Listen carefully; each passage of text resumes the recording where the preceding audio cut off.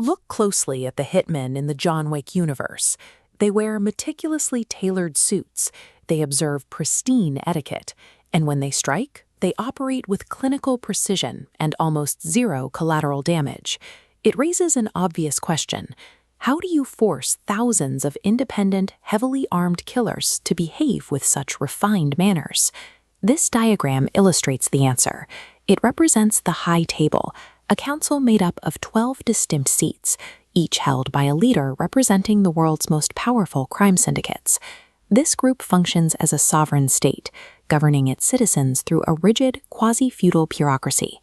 By organizing their society under strict codes, they successfully replace the unpredictable chaos of street crime with the cold, absolute certainty of bureaucratic law. A sovereign shadow government requires a functioning shadow economy, one that is entirely disconnected from standard global currencies. The base unit of this economy is the gold coin. It carries no fixed exchange rate or monetary value. Instead, a single coin acts as a physical token of equalized respect and trust, purchasing a night at a luxury hotel just as easily as the disposal of a body. The High Table maintains absolute control over the production of these coins. They are minted using this highly guarded antique mechanical press, securing the wealth of the underworld through physical, analog manufacturing. When gold isn't enough, they trade in blood.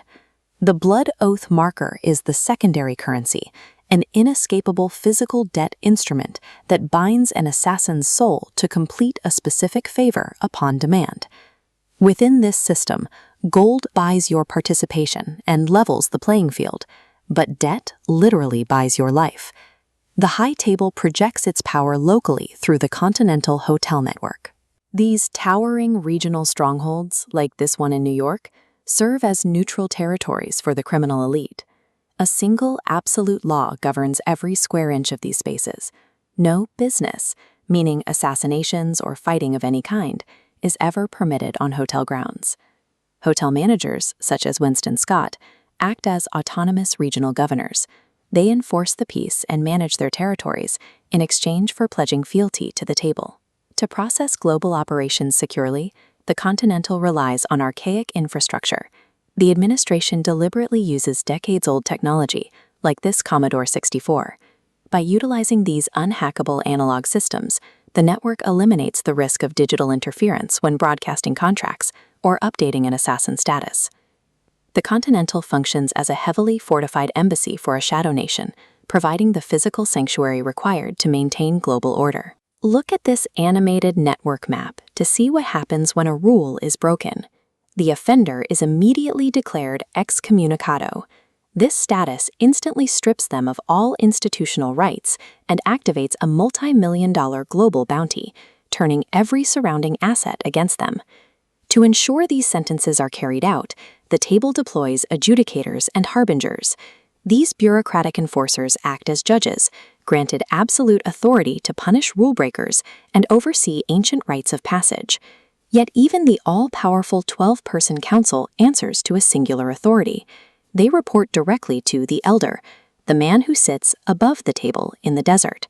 This tiered justice system is designed precisely so that no individual, regardless of their skill or lethality, can ever outrun the bureaucracy.